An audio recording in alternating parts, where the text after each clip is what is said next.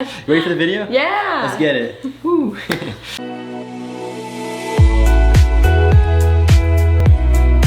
Presence.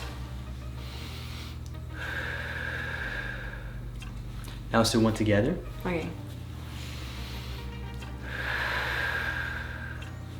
What is vibing? This is Vish and Emma. And today we'll be responding to Sadhguru's video on How walking barefoot improves your health. And today I'm here with Emma. Want to introduce yourself? Yeah. Hi, I'm Emma. I am a fourth year marketing major at the University of Texas.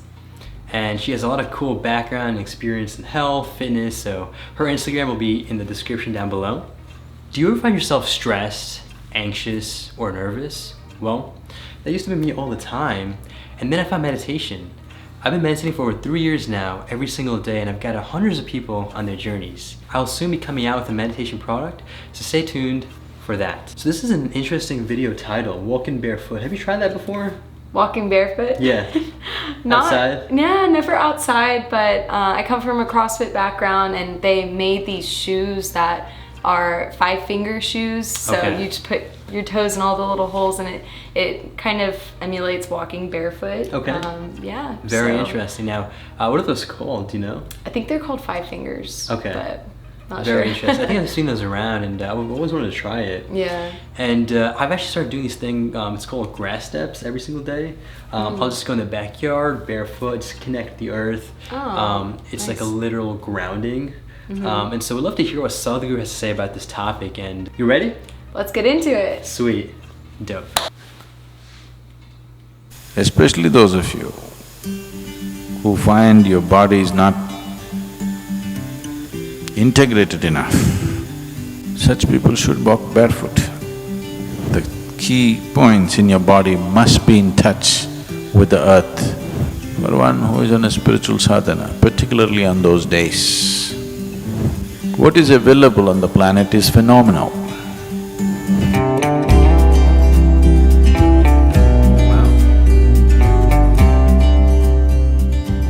Namaskaram Sadhguru. What is the significance of walking barefoot? Also, is there additional physical and spiritual benefits of walking barefoot on Amavasya and Shivaratri days? Recently, somebody said this just a week ago or 10 days ago. This was published because, you know, M.F. Hussain died. You know this? You know M.F. Hussain, the artist, died. So, one of his most recent interviews which he did with a famous or a well-known anchor in this country, Hussain died in London at the age of 92. Wow. 92. He remained very active and energetic till the last day. So what is the secret? I think this interview was taken just 3 months before his death. What is the secret of your longevity, energy and health? He said just 2 things: eat less, walk barefoot. Eat less. Do you know this has been an issue with him? There have been many controversies where he was not allowed into certain very elite clubs barefoot, but he always insisted he walks barefoot. So, for him to live long and healthy, this is the recipe he gave: eat less, walk barefoot. It was very amusing for me to hear him say that. Right now, a new range of footwear is becoming very popular in United States, which is called as barefoot, where the shoes are made with this, you know, just like the feet, very thin, some kind of special synthetic material which makes it feel like you're walking barefoot, but it doesn't feel like a thick sole, almost barefoot.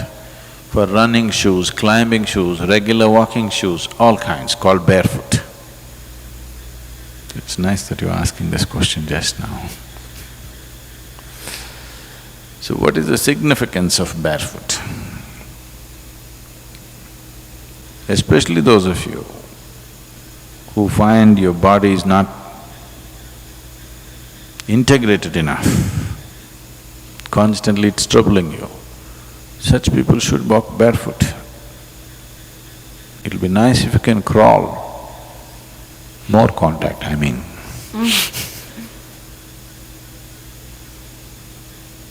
This is why you prostrate.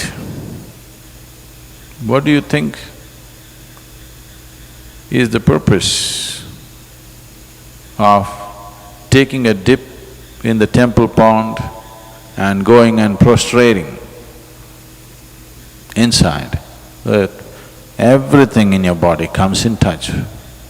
This is what Sashtang means, that the key points in your body must be in touch with the earth. For one who is on a spiritual sadhana, particularly on those days, Shivaratri, Amavasya and the next day after that, those 3 days, what is available on the planet is phenomenal. And it's also a reminder for you to intensify your sadhana on that day, not missing the opportunity of what is there. So on that day, walking barefoot, every day there is benefit, but on those days there is a particular kind of benefit, which is not only for physical health, but also for spiritual well-being, also for creating the necessary momentum in the system for an upward movement. You can't cut off your legs, so just the shoes for those 3 days. It'll be good to do that. Let's get it. Wow, I learned a lot of interesting things from that video, and what did you think, Emma? Yeah, I liked it. I think what he's saying is so right, and what you were saying earlier about stepping the grass steps, just being in direct physical contact with the earth, not having something to separate your skin from the planet, and what he said about the earth providing and just having so many different things for you is so true. And yeah, and I think that while walking barefoot may not always be ideal, quick anecdote, my friend was walking barefoot and stepped in glass, so yeah, not always ideal, but I still like the message of what he was saying and connecting with the earth and to feel more integrated within yourself. Absolutely. And have you tried that yourself? Like, have you tried walking barefoot outside or anything like that? Yeah, back home in Houston, I have a backyard with grass, and so I'll go out there barefoot just to kind of, feel the grass between my toes and feel more connected with the earth, my surroundings. But here in a concrete city, it's kind of hard to do that. So true. Do you? Yeah, so like I mentioned earlier, I have this backyard and we have this really nice grass area, so I've started doing these things to where it's like literal grounding, as I like to call it, where you're just standing in the grass, walking around. I always like getting 10,000 steps a day, so it's a nice little excuse to get in the backyard, just walk around, just be present. And the way you described very beautifully well, it's just, getting in tune with nature, as well as your body just getting in tune with the ground also is just a very nice, calming feeling.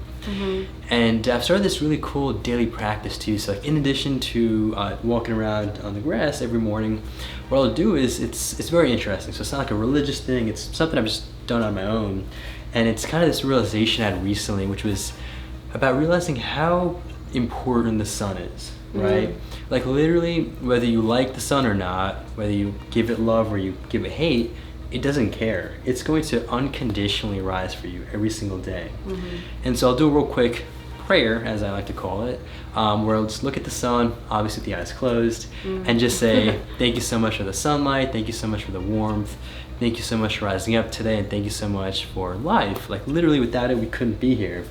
And so while doing that and also getting the body fully shine with sunlight and just also being grounded with the grass, it's a beautiful thing. And as he says, Mother Nature really has a tremendous amount of effects as well as benefits for this system. So I absolutely love that. Well, just scientifically, if you're outside, I've heard for even just 10 minutes you get enough vitamin D to fill up your vitamin D meter for the day. Like that's all you really need, just 10 minutes out in the sunlight. So that's great. And just appreciating what the earth provides is a way to boost your wellness as well. Absolutely. And in terms of appreciation, like you mentioned, I mean, gratitude has been something that's definitely picking up a lot of traction recently. And if you just really open your eyes, literally, like around you, there's so much to be grateful for, like you described, whether it's the sun, the nature, grass, and so on. And I do want to say though, like you mentioned, I mean, I guess depending on where you live,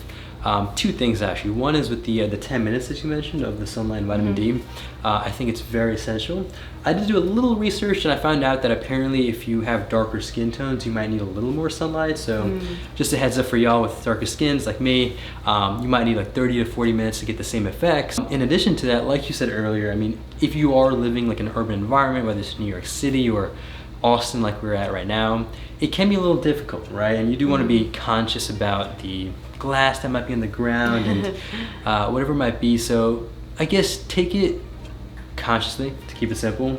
And that was also very interesting. What do you think about the guy that he mentioned, the secret formula that he provided, which was walk barefoot and then eat less, right? Which was his secret to the two things to living to 92. Exactly. So what do you think about that? I'm curious. Well, starting with eat less, I definitely agree, especially when you look at the American diet, how we fill up our plates, and then you look at other countries and areas of the world that they just eat way less than us, and they are as a whole healthier than we are as Americans. So I definitely agree with that. I think everything in moderation, and then walking barefoot, that's just what we've been talking about, what we've covered. And I think that's also important too, to just stay connected, keep your eyes open, be in the moment and appreciate the process. Absolutely. And going off of that with regards to the eating less, I actually heard this really interesting thing. And before I get into that, I'm curious, how much sleep do you get on an average? I try to get 8 to 9 hours of sleep. And do you find yourself rested and well functioning after that? Yes. Sometimes I feel tired, and that goes back to a TikTok I mentioned in another video, just about having your heart open to the universe. If you feel like you're tired throughout the day, even if you got enough sleep, maybe you're not just open to the universe. But what were you saying? Yeah, thank you for sharing that. And so it is interesting what I've learned from Sadhguru, and I guess this is where I like to keep it very open as well as critical. So I don't believe in everything he says. I just, up until this point, haven't agreed to everything he said, but at the same time, I've never disagreed, right? So I think it's super important to be open about that and really just be, open to the idea of just saying, I don't know. I think that's very important. It's a very powerful thing. So with that being said, apparently, according to Sadhguru, it kind of makes sense to me, with the whole American lifestyle that you mentioned, this whole 8 to 10 hours of sleep that's recommended is really just almost like a prescription formula for the way we eat and how we exercise. So according to him, he says that humans actually only need 3 to maybe maximum of 5 hours of sleep, which might seem like bizarre to us, right? But it's really just the idea that when, for instance, you're eating an excess amount of food and you're not exercising as much, naturally your body needs more rest to burn that food up. And so what he says, that if you were to increase your physical activity by a certain amount and eat less food, naturally your body will just need less sleep. And he doesn't even recommend putting alarms. He just says that naturally your system will just wake up with a few hours and be as rested. So I think it's very interesting. I'll be honest, I haven't personally experienced that yet. I'm slowly reducing the food, and I think it's important to make that a step-by-step thing. Don't jump into anything drastic. But I find that very fascinating. Yeah, it is very fascinating. My dad, who owns a CrossFit gym in Houston, he wakes up at 3:53 every morning with an alarm clock, but because people they wake up early to go work out. Well, that's his work. So he's there all day. He works out every day. Lots of physical activity, more so than the average human, or at least American. and he represents what he says. He can get, 5-6 hours of sleep and feel healthy and well rested. Yeah. And yeah, as long as he put good things in his body and had a productive day, he is ready to, hit the pillow at 9 p.m. and wake up at 3:53 in the morning. Wow. So. Well, major respect, and that is a goal that I have, so yeah. Hopefully one day I'll get there. Maybe. Awesome. Thank you all so much for watching. I appreciate you taking the time.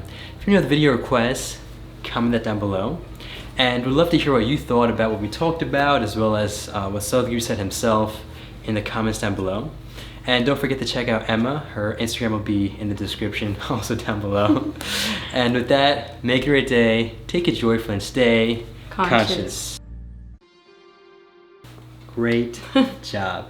You did awesome. You did awesome. There you go. Thank you so much. That was incredible. I think you did awesome. Oh, thanks.